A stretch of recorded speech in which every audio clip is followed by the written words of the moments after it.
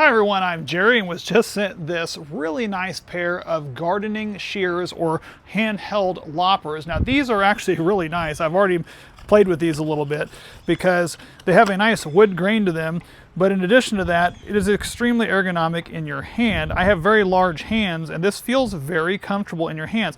This is also made with SK5 stainless steel, so it actually is extremely sharp and it's very easy to use. Even one-handed, you can engage or disengage the locking mechanism like that, which is really nice to be able to do that with one hand.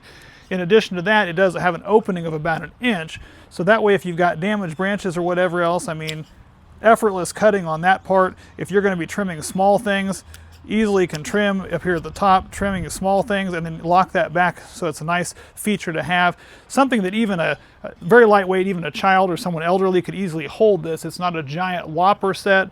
This is something easily you could do. Get off dead branches. I'm trying to see if I can find a big one back here somewhere that I can cut. Get a bigger one back here. I mean, just cuts right through even a dead branch, which is usually harder to cut than a live one. And I mean, it just makes no effort on that part either. So these are really nice, very comfortable in your hand, and would make a nice shear set for anyone in gardening or home use.